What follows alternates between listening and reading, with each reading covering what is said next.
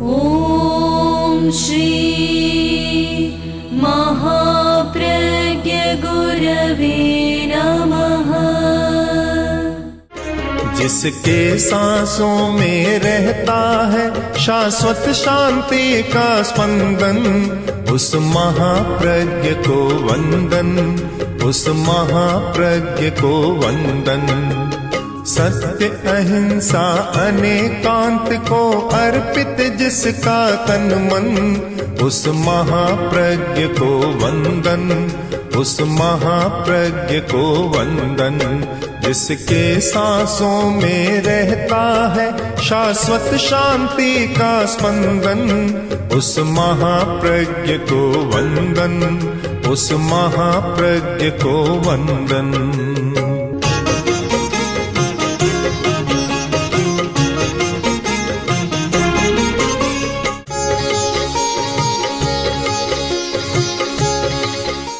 हमें सच्चाई को देखने के लिए एक बार इन चश्मों को हटा देना है और वास्तविकता को देखना है, और वह चश्मा हो सकता है मानवीय संबंध। मानवीय संबंध का चश्मा। मैं मानव हूँ, सबसे पहले मैं मनुष्य हूँ। बस ये चश्मा लग जाए तो फिर बहुत सारी समस्याएं सुलझ जाएगी।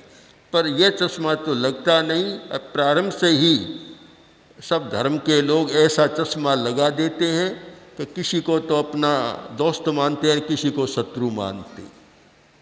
यह हमारी बड़ी समस्या है। आदमी को सबसे पहले देखने की सच्चाई होनी चाहिए। एक कोई भिखारी भीख मांग रहा था, अवस्था छोटी थी। संयोग की बात है कि वहाँ शेख सादी उधर से निकले। उन्होंने देखा तो भिखारी बहुत प्रसन्न था, वैसा था।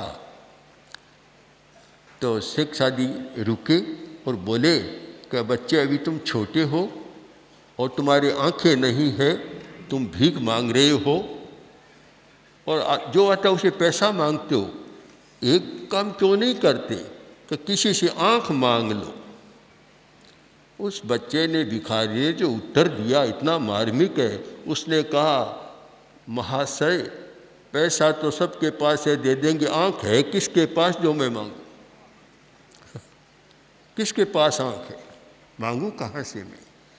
आज हमें उस आंख की ज़रूरत है कि हम सबको एक दृष्टि से देख सकें। महाराजा रणजीत सिंह जो सिखों के प्रमुख एक महान व्यक्ति हुए हैं और हिंदुस्तान के भी एक महान समन्वयवादी व्यक्तित्व है उनका। तो उनके एक आंख थी, एक आंख कोई चली गई थी कारणवश।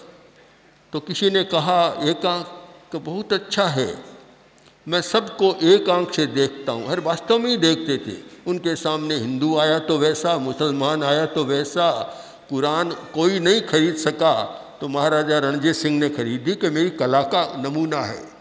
वैसी एक आंख आ जाए, तीसरी आंख। ये हमारी दो आंखें तो काम की तो है, पर धर्म के क्षेत्र में काम की नहीं है।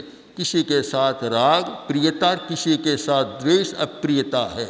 एक समता की आंख आ जाए कि हम सबको समता की दृष्टि से देख सके। दो व्यक्ति सामने खड़े हैं, एक हिंदू है और एक मुसलमान है। दोनों ही भूखे हैं, दोनों की कमाई नहीं चल रही है। अब अगर हिंदू यह सोचे कि हिंदू को मैं सहायता करूंगा, मुसलमान को नहीं करूंगा, मुसलमान ये सोचे कि मैं मुसलमान हिंदू को नहीं करूंगा, तो वहाँ मानवता खंडित होती है। मानवता में ये प्रश्न नहीं होता। देखिए, सबसे पहले जो आदमी जन्मता है तो मानव होता है। ये जाति संप्रदाय ये तो सब उसके परंपरा से विरासत में उसको मिलते हैं, पर मूल मानव है।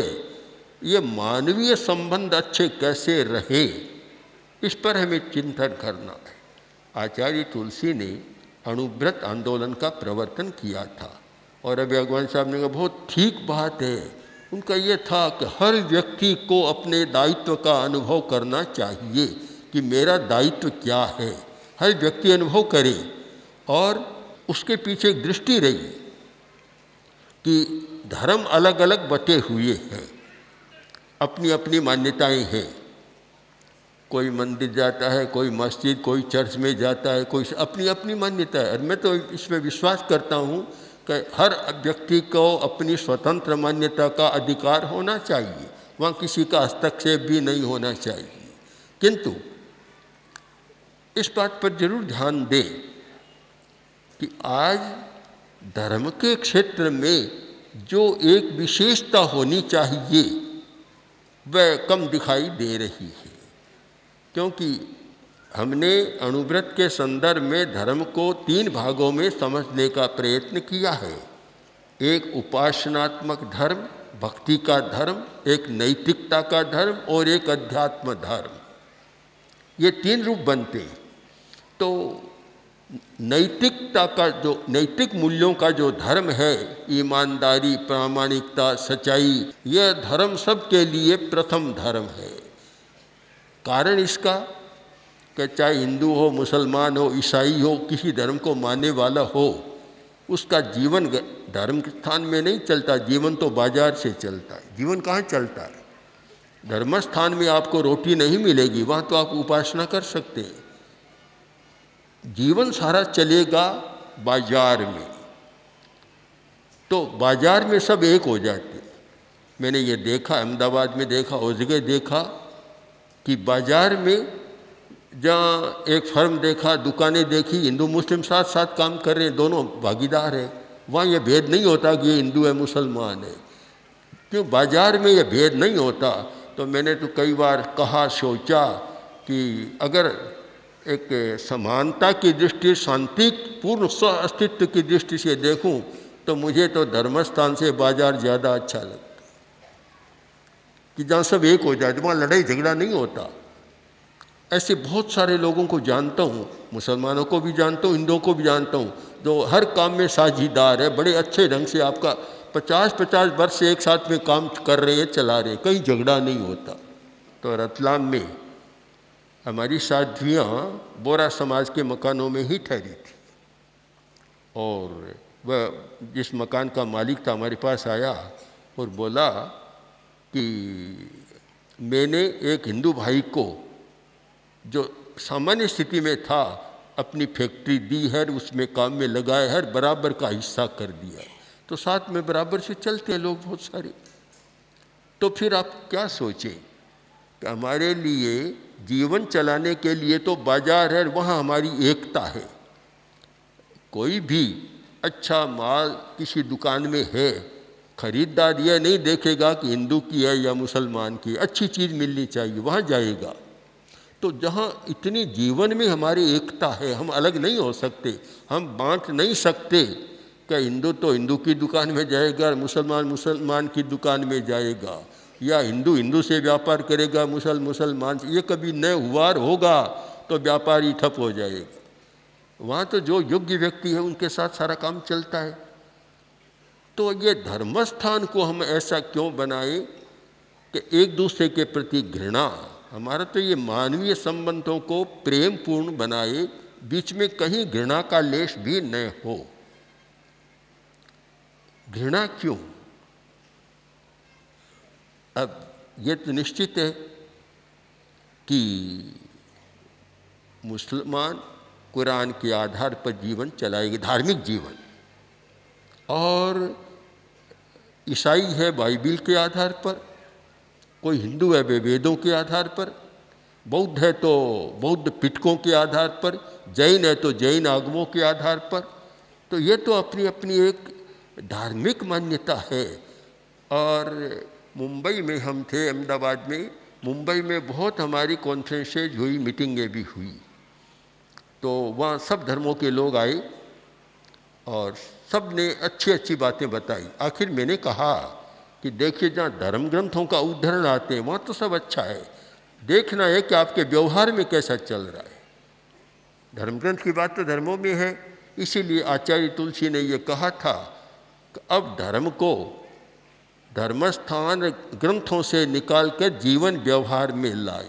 यह अणुव्रत की एक महत्वपूर्ण बात है कि आपके जीवन व्यवहार में वह हो रहा है या नहीं हो रहा है, उस पर देखना है। तो मैं सबसे पहले मानता हूँ कि किसी भी धर्म को माने एक हमारा मंच होना चाहिए। मुझे याद है, बहुत पुरानी बात है, आज से 40 वर्ष पहले की होगी। आचार्य तुलसी कानपुर में थे और वहाँ एक ऐसा सम्मेलन हुआ था, हिंदू मुस्लिम सब अनुव्रत में सब लोग आते हैं। तो एक मुस्लिम विद्वान व्यक्ति ने कहा कि आचार्य जी, ये पहला मंच आपने बनाया है नैतिकता का। नैतिकता के मंच पर हर कोई आ सकता है, वहाँ कोई भी यह धर्म का भेद आड़े नहीं आता। तो आप इस मंच को और अधिक पुष्ट बनाएं तो ये हिंदुस्तान का बहुत बड़ा भला होगा। मैं देखता हूँ कि यह कार्य आगे बढ़ा है। आचार्य तुलसी का ये सपना था, वे चाहते थे कि हिंदुस्तान में यह जाति और सांप्रदायिक संघर्ष समाप्त हो जाए। ये जातिवाद के नाम पर बहुत चलता है। अब देखिए, आश्चर्य तो ये है कि एक संप्रदाय में हिंदुओं में चलता है जातिवाद के आधार पर। बिहार में ऐसी स्थिति है कि एक दूल्हा घोड़ी पर जाता है तो उसे, हरिजन है, दलित वर्ग का है, तो उसे घोड़ी उतार देते, जाने नहीं देते। कितना भयंकर एक जातिवाद का भद्दा रूप है कि भला आदमी के साथ इतना एक तिरस्कारपूर्ण और अपमानपूर्ण व्यवहार, क्योंकि वह उस कल में जन्म गया। अब जन्मना कोई हाथ की बात नहीं है। एक बहुत सुंदर प्रसंग है, जब कर्ण और अर्जुन, तो कर्ण बहुत शक्तिशाली था, किंतु उसे माना जाता है कि वह सूत कुल में जन्मा था। तो सब ने कहा कि ये कर्ण भाग नहीं ले सकता इसमें। तब कर्ण ने कहा, क्या कहते हैं आप, सूतो वा सूतपुत्रो वा यो वा को वा भवाम्यहम मदायत्तम तु पौरुषम जन्म कुलायत्तम मदायत्तम तु पौरुषम। कि मैं सूत हूँ या सूत का पुत्र हूँ, इससे आपको क्या लेना देना है। जन्म है वह नियति के आधार पर है, बल मेरे आधार पर है। अब मेरे सामने आकर देखिए, तो हर व्यक्ति का अपना बल होता है, पौरुष होता है।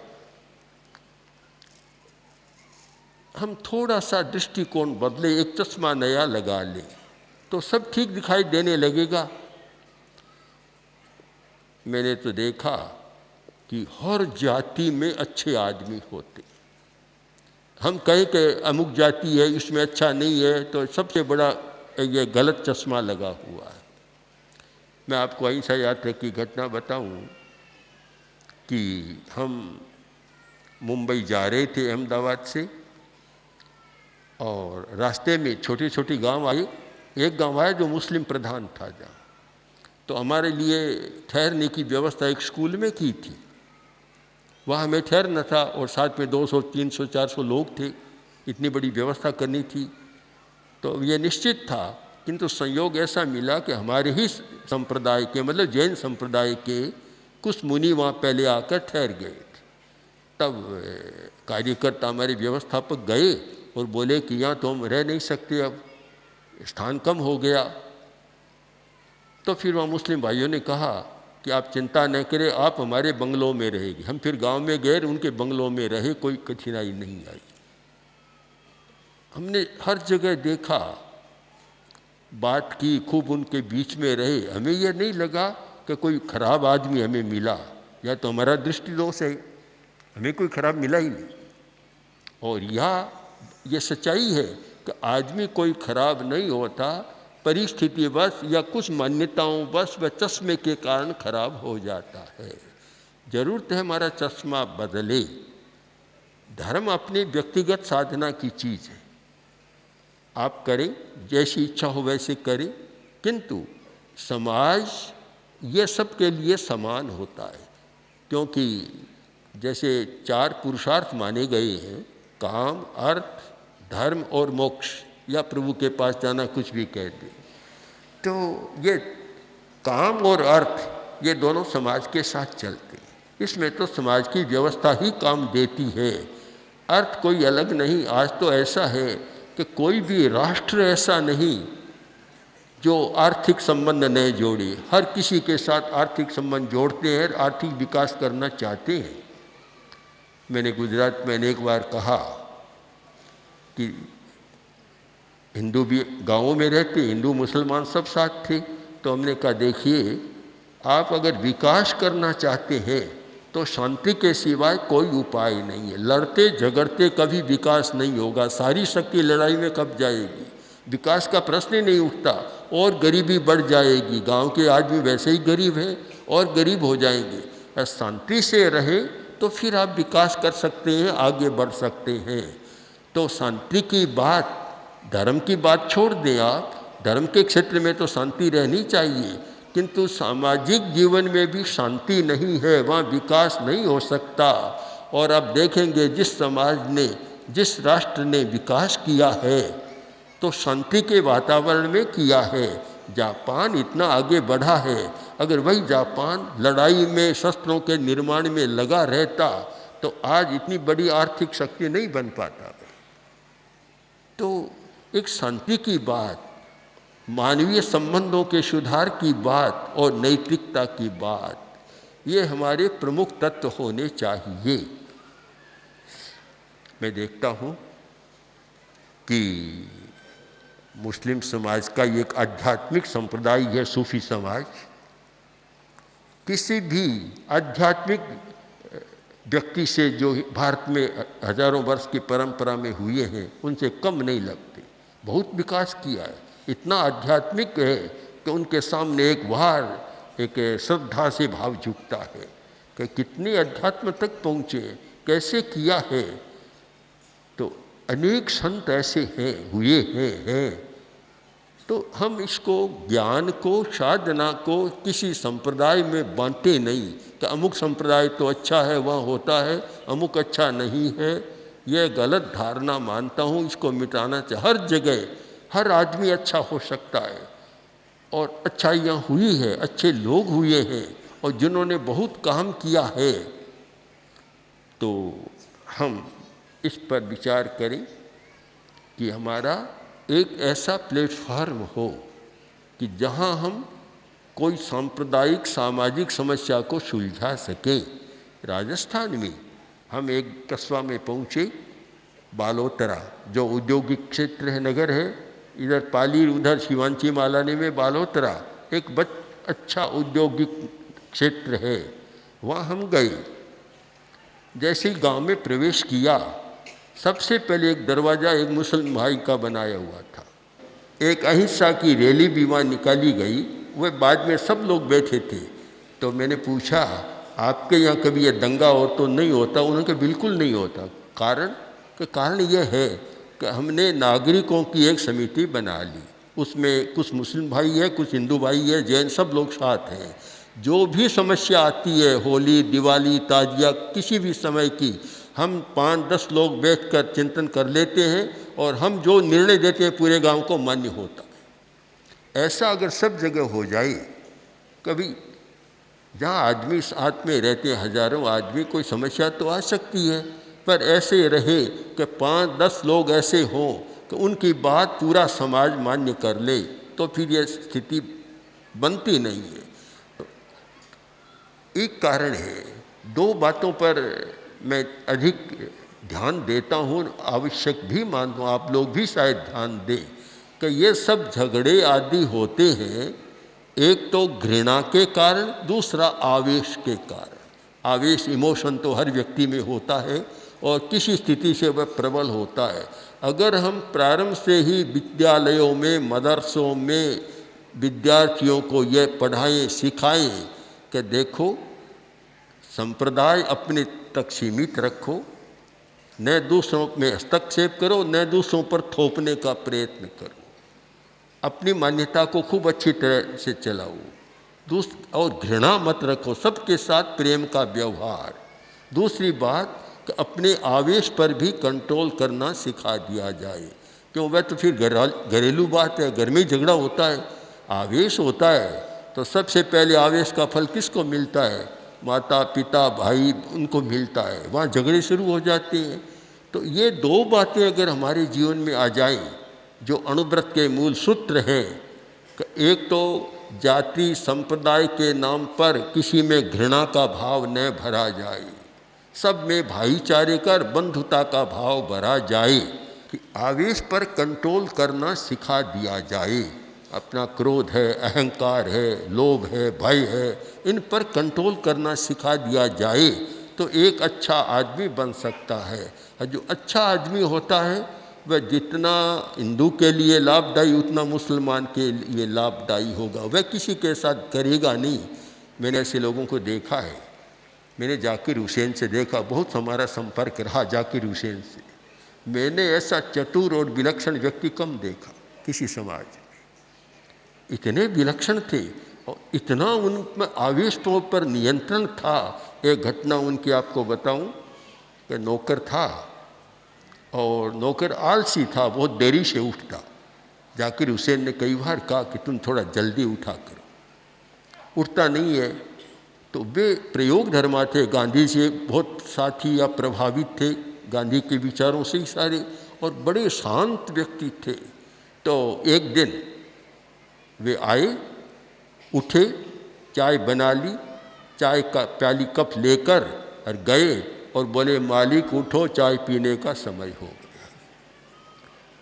और उस नौकर जगह देखा तो जाकिर हुसैन खड़े, इतना शर्मिंदा हुआ। उसके बाद कभी कहना नहीं पड़ा कि तुम जल्दी उठा कर। हमें प्रयोग धर्मा बनना है कि हम ऐसे प्रयोग करें जिससे कि एक बार तो पत्थर भी पिघल जाए। आप ये निश्चित माने कि आवेश, कड़ाई, दंड से आदमी बदलता नहीं है और प्रेम और सहानुभूति से आदमी अपने आप बदल जाता है। ये सारी बातें तो एक बार हम ऐसे करें कि जहाँ सार्वजनिक जीवन है वहाँ धर्म के कारण कोई विक्षेप न करें, अपनी मर्यादा में रखें। वहाँ सार्वजनिक जीवन को सार्वजनिक जीवन की भांति जीना सीख जाएं। अगर ये चश्मा लग जाए और हमारी शिक्षा में थोड़ा सा परिवर्तन आ जाए तो मैं मानता हूँ कि मानव जाति का बहुत भला हो सकता है, हिंदुस्तान का भी बहुत भला हो सकता है। मैंने मुंबई में और जगह छोटे गांव में मैंने लोगों से पूछा, एक जगह गांव में थे पर बहुत प्रबुद्ध अध्यापक मुस्लिम भाई और आ गए थे 10-20। तो उन्होंने कहा कि आचार्य जी मैं पूरे विश्व की यात्रा करके आया पर मैंने हिंदुस्तान जैसा बढ़िया देश नहीं देखा। हम हिंदुस्तान को छोड़ के जाने वाले नहीं है, जा भी नहीं सकते। फिर मैंने कहा, फिर परिषद में कहा कि 15 करोड़ मुसलमान है, कभी आप कल्पना करते हैं देश को छोड़ के चले जाएंगे? कभी नहीं जाएंगे। अपनी मातृभूमि को कैसे छोड़ेंगे?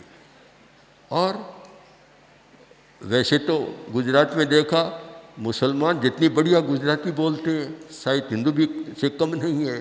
मराठी में मराठी वो देखा, अपनी मातृभाषा अपनी मातृभूमि छोड़ जाने वाले नहीं है।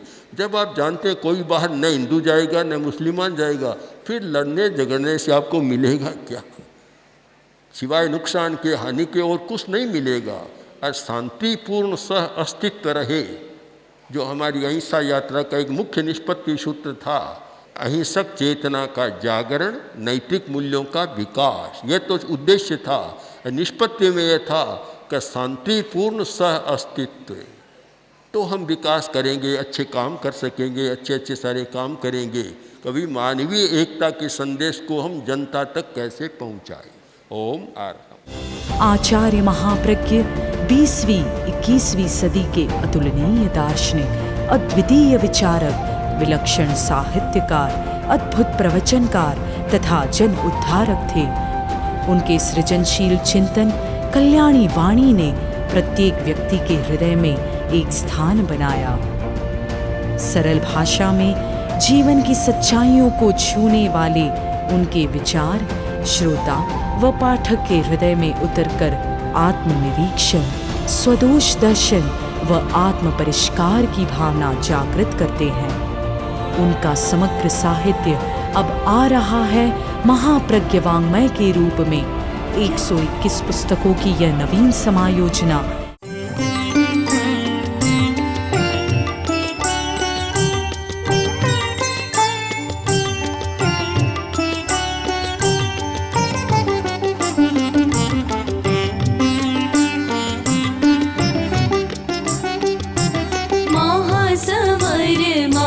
प्रज्ञ गुरुवै अर्घ्य आस्था काय चढ़ाए, अमल ध्यानी